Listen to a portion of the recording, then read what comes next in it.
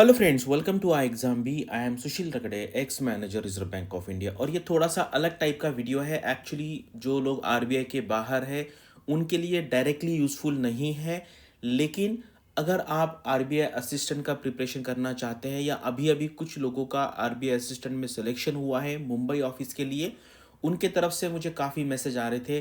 कुछ लोग L I सी ए ओ है, उसके बाद कुछ लोग बाकी अच्छे अच्छे ऑर्गेनाइजेशन में है, कुछ लोग नैफीड में भी है। तो वो अभी पूछ रहे हैं कि सर अभी आरबीआई असिस्टेंट ज्वाइन करें या उनका जो ऑर्गेनाइजेशन है वहाँ पे कंटिन्यू करें। तो और जो लोग आरबीआई असिस्टेंट को देखते हैं कि यार ये अच्छा जॉब है नहीं है, मान लीजिए मैं एसबीआई पीओ होता हूँ या आरबीआई असिस्टेंट होता हूँ, या कुछ लोग जो है नाबार्ड ग्रेड ए में भी है वो भी आरबीआई असिस्टेंट बनना चाहते हैं। आपको ये थोड़ा सा अलग लग रहा होगा, लेकिन मैं पिछले 12 साल से इस फील्ड में हूँ। तो काफ़ी लोग ट्राई करते हैं क्योंकि आरबीआई का बहुत क्रेज़ है, आपको पता है सोसाइटी में। अगर आप देखेंगे लोगों को बोलेंगे कि आरबीआई, सबको पता है नाबार्ड का उतना पॉपुलैरिटी नहीं है एज कम्पेयर टू आरबीआई, इसलिए लोग हैं। और लोगों का अलग अलग प्रेफरेंस है। आपने भी देखा होगा कि जो लोग एसएससी में इंस्पेक्टर लेवल पे है वो एसबीआई पीओ ज्वाइन करना चाहते हैं। बहुत लोग हैं ऐसे, आपको नहीं पता होगा तो आपको लगता है भी ऐसे कैसे। और जो एसबीआई में है वो फिर इंस्पेक्टर बनना चाहते हैं एसएससी में। अलग अलग लोगों का मतलब क्या कैसा प्रेफरेंस हो सकता है, अलग अलग रीज़न हो सकते हैं।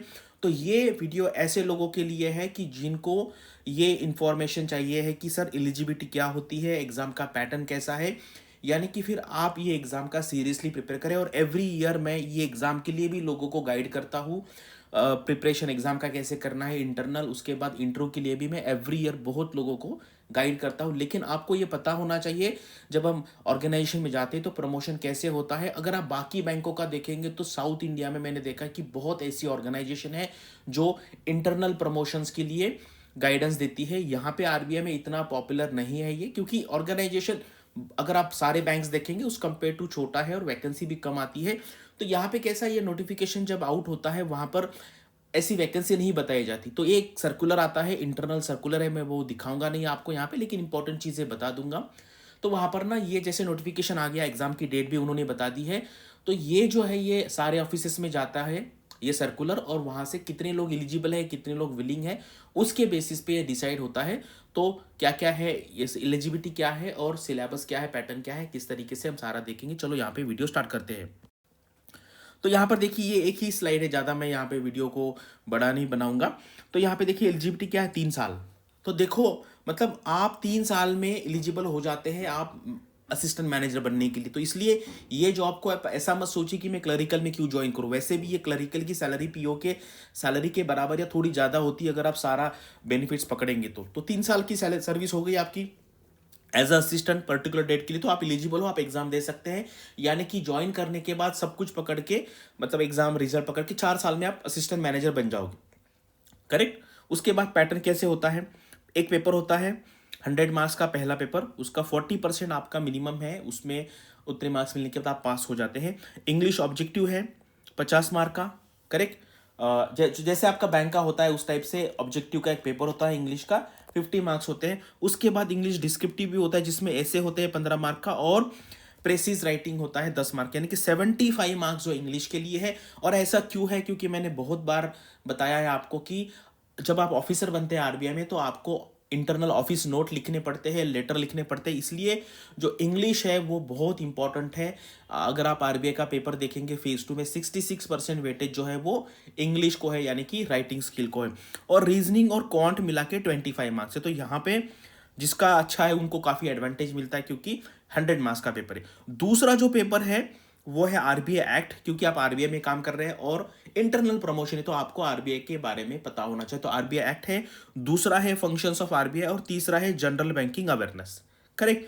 तो ये 2 पेपर होते हैं, इसमें भी 40% मिनिमम चाहिए होता है, इसमें भी 40% चाहिए। और 15 फरवरी को टेंटेटिवली इसका एग्जाम होगा।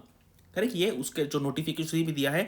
और इंटरव्यू का भी मिनिमम परसेंटेज मार्क्स होता है, 40% मार्क्स मिलना चाहिए। जैसे आरबीआई गेट भी देखेंगे एग्जाम, तो वहां पे कोई ऐसा मिनिमम नहीं है। अगर 40% करेंगे तो अगर आप 75 है तो 40% हो जाता है 30।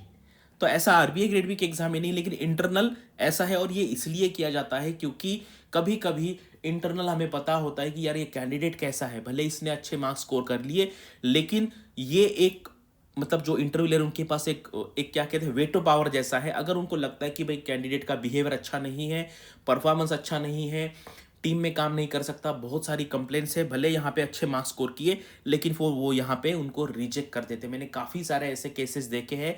इसीलिए और आरबीआई ग्रेड बी के इंटरव्यू में ऐसा कुछ नहीं है मिनिमम, लेकिन उस केस में फिर वो उनको सिंगल डिजिट मार्क देते हैं। ऐसे कम से कम 10-15 कैंडिडेट को मैं जानता हूँ कि जिनको बहुत अच्छे मार्क्स मिले, यानी कि वो पहले टॉप 20 में थे रिटर्न एग्जाम में फेज 2 में, लेकिन इंटरव्यू में उनको यहाँ पे बाहर निकाला गया। क्यों? क्योंकि कम मार्क्स दे दिए। तो ये इंटरव्यू इसलिए होता है क्योंकि ऑफिसर लेवल पे जो काम होता है वो वहाँ पे जो पर्सनैलिटी ट्रेट्स है वो उनको पता है इस टाइप के कैंडिडेट चाहिए, इस टाइप के कैंडिडेट नहीं चाहिए। तो देखो अगर आप 22, 23, 24, 28 में भी बनते हैं आरबीआई असिस्टेंट, तो आप मान लीजिए फिर 4 साल यानी कि 32 में आप ऑफिसर बन जाएंगे और वहां से 28 ईयर्स का आपका करियर होगा। तो अगर आप बहुत अच्छा परफॉर्म करेंगे, क्योंकि आगे भी एग्जाम्स होती है, तो आप जनरल मैनेजर तक पहुंच सकते हैं अच्छा परफॉर्म करेंगे तो। अदरवाइज डीजीएम तो बनते ही बनते हैं। जब मैं आरबीआई में था तो हमारे डिपार्टमेंट में 5 थे अलग अलग टॉप लेवल के, जिनको सीनियर मैनेजमेंट कहा जाता है।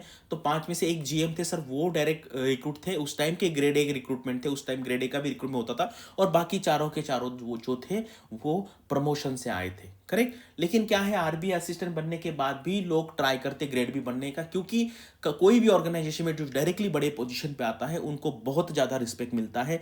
लास्ट ईयर मुझे याद था, लास्ट टू लास्ट ईयर एक कैंडिडेट थी साउथ इंडिया से, उन्होंने grade A to grade B का इंटरनल प्रमोशन का एग्जाम भी दिया था और डायरेक्ट भी ग्रेड बी का एग्जाम दिया। तो मैंने उनको कहा कि आपका सिलेक्शन डायरेक्ट नहीं होगा, क्योंकि वैसे भी आप ग्रेड बी बनी गई हो। तो वो, क्योंकि आप आरबीआई में ऑलरेडी रहोगे तो उनको लगेगा यार आपसे हम बाहर वाला कैंडिडेट लेते। तो वैसे ही हुआ, उनका इंटरनल प्रमोशन से वो ग्रेड बी बन गए, लेकिन डायरेक्टली नहीं हुआ। लेकिन ग्रेड ए वाले जो है, ग्रेड ए जिनका अभी अभी जस्ट ग्रेड ए बन गए, उनको चांस मिलता है। लास्ट ईयर मेरे 3-4 कैंडिडेट थे जो ग्रेड ए थे आरबीआई में, लेकिन डायरेक्टली ग्रेड बी बन गए। करेक्ट। असिस्टेंट में भी है, लेकिन वहां पे क्या होता है ना, जो आरबीआई में है उनसे एक्सपेक्टेशन बहुत ज्यादा होता है। आपने काफी बार सुना होगा जो आरबीआई असिस्टेंट होते हैं उनको ग्रेड बी में इतना प्रेफरेंस नहीं दिया जाता, लेकिन ऐसा नहीं, बिल्कुल भी लिया ही नहीं जाता है। एवरी ईयर 8-10 कैंडिडेट होते हैं, लेकिन वहां पे एक्सपेक्टेशन बहुत हाई होने चाहिए और फेज 2 में अच्छे मार्क्स होने चाहिए। तो ये वीडियो बनाने का पर्पज ये था।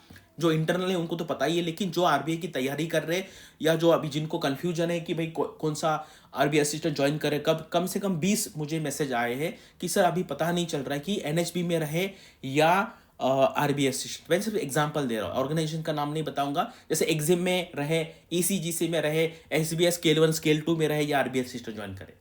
तो ये है। तो मुझे ऐसे लगता है, और मैंने एक पोल भी किया था, आपने देखा होगा, एक पोल भी किया था एलआईसी एओ या आरबीआई असिस्टेंट, तो नियर अबाउट 50-50% लोगों ने वोट किया था। लेकिन मुझे लगता है आरबीआई असिस्टेंट का जो ऑप्शन है वो लॉन्ग टर्म में अच्छा रहेगा। 3-4 साल आपको बुरा लग सकता है, अच्छा नहीं लग सकता कि आप असिस्टेंट हो, लेकिन जब आप ग्रेड ए बन जाओगे, ग्रेड बी बन जाओगे, तो लाइफ आपकी बहुत अच्छी रहेगी। सैलरी पर्क सब कुछ बहुत यहाँ पे आरबीआई में अच्छा है। इसके बारे में अगर आपके मन में कोई डाउट है, कोई क्वेश्चन है, तो कमेंट सेक्शन में पूछिए। Thanks for watching this video and all the best for your studies and upcoming examinations.